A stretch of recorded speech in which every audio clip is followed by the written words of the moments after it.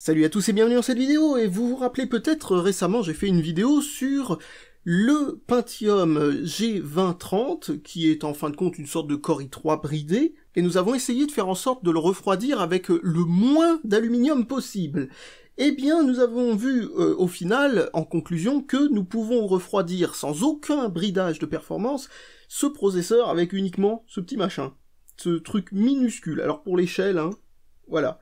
Ce petit machin minuscule arrive à refroidir ce Pentium machin chouette, ou ce Core i3 peu importe, sans rien du tout. C'est une génération Ivy Bridge, c'est-à-dire que c'est la sortie à peu près en même temps que l'AMD FX 8320 que voici ici, et nous allons essayer de faire la même chose avec ce truc, c'est-à-dire qu'en gros on va faire l'inverse, c'est-à-dire on va essayer de voir combien il faut mettre d'aluminium dessus pour qu'il arrive à chauffer à moins de 60 degrés au repos, c'est-à-dire même pas en l'utilisant, hein.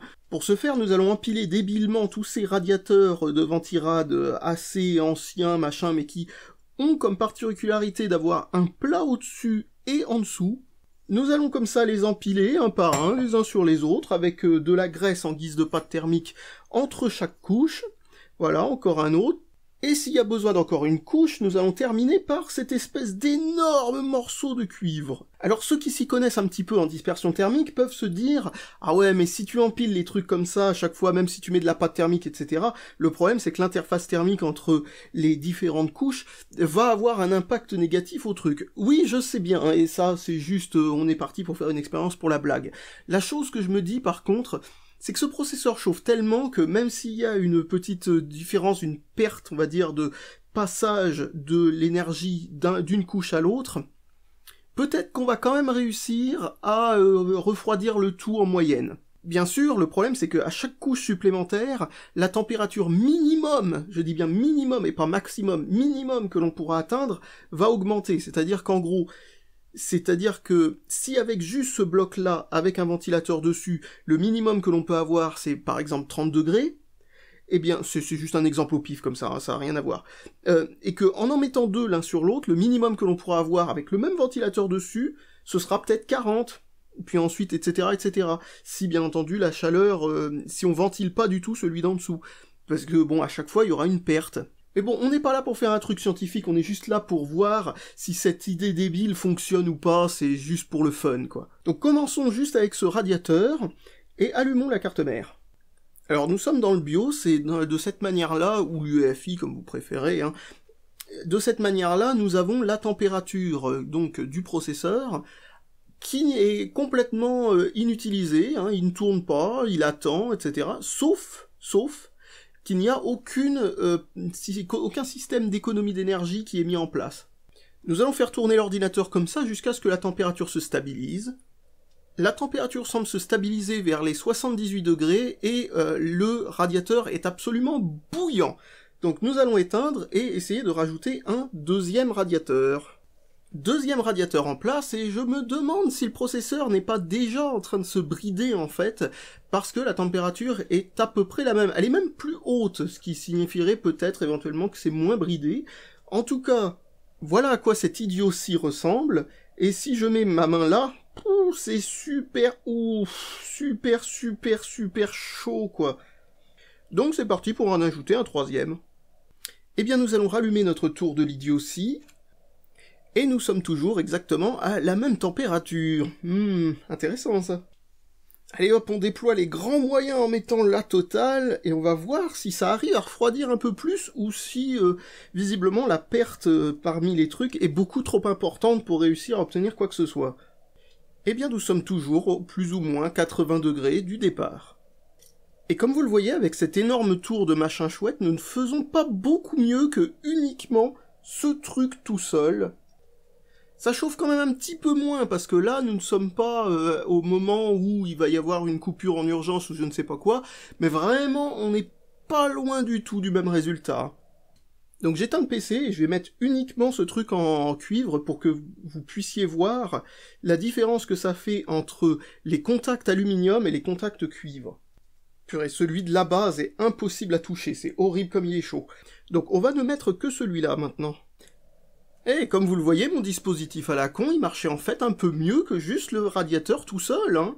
Il marchait même pas mal mieux, en fait. Alors on peut voir qu'il fait beaucoup mieux parce que 1,3 GHz au lieu d'1,6, etc. Enfin, ça se voit tout de suite, quoi. Vous vous rendez compte, je suis obligé d'essayer d'utiliser un gant pour l'enlever, ce truc. Oh, parce que sinon il est vraiment beaucoup trop chaud. Purée, il est encore trop chaud, hein, je suis obligé de faire comme ça. Eh bien, au final, visiblement, la tour du début, avec tous les uns au-dessus des autres, était le truc le plus efficace. Bon sang que ce processeur chauffe. Donc, ça... Bon, ok, bah, on n'arrivera pas au-delà de ça, hein. Je vois pas jusqu'où je dois faire monter ma tour. Enfin, bon, quand je dis ça, ça marchera jamais. En gros, les interfaces entre chaque radiateur vont se limiter et vont s'additionner. À force, au bout d'un moment, il y aura un radiateur tout froid au-dessus. Mais ce n'est pas encore le cas, hein. Le radiateur du dessus, il chauffe. Donc, je sais pas jusqu'où il faut aller pour réussir à refroidir ce truc. C'est impossible. En plus, la sécurité thermique s'enclenche, mais tellement vite sur ce processeur, je pense que si cette sécurité thermique est si nerveuse sur ce processeur, c'est aussi parce que la vitesse auquel monte la température sur ces processeurs est tellement incroyable qu'ils sont obligés de faire comme ça pour éviter que, vous voyez, au moment où ça se déclenche, ce soit déjà trop tard. Donc sur ce processeur, seuls les ventirades les mieux conçus peuvent avoir une chance de refroidir ce truc. Donc je sors ce gigantesque Noctua et on va voir ce que ça donne sans aucune ventilation, au cas où qu'on puisse réussir à faire quelque chose. Donc si on peut résumer en fait ce qu'il y a à savoir dans cette vidéo, première chose, il faut que la surface en contact avec le processeur soit la plus directe possible, c'est-à-dire qu'en gros il faut que ce soit parfaitement lisse de chaque côté, il faut que la pâte thermique soit vraiment de bonne qualité, il faut de la pression dessus pour chasser tout l'excédent de pâte thermique, car il faut l'épaisseur la plus fine possible de pâte thermique, mais ça c'est le même problème avec tous les processeurs, hein, bien entendu, mais voilà, donc il faut que ça appuie suffisamment fort, et en appuyant suffisamment fort, on s'assure aussi que ça ne bouge pas, et que donc les zones qui sont comblées par la pâte thermique restent toujours bien en face comme il faut.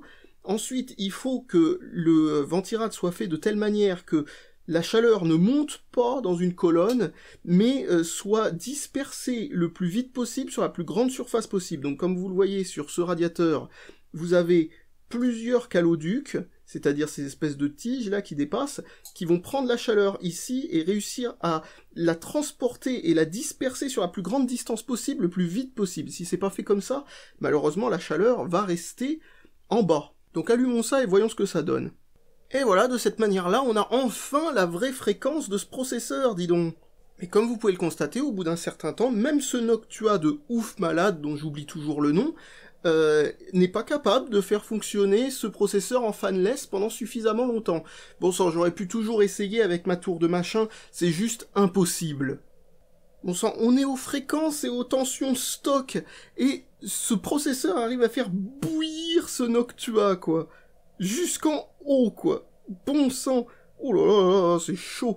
Non mais vraiment, ce processeur est incroyable, hein. Je sais pas ce qu'il faut pour le faire fonctionner en fanless, hein. Il faut un truc qui fasse 3-4 fois la taille du boîtier, j'en sais rien. Bon bah je comprends mieux pourquoi j'ai pas réussi avec mon empilement de machin, c'est juste littéralement vraiment impossible, quoi. Allez, je vous dis du coup là-dessus, salut à tous et à la prochaine.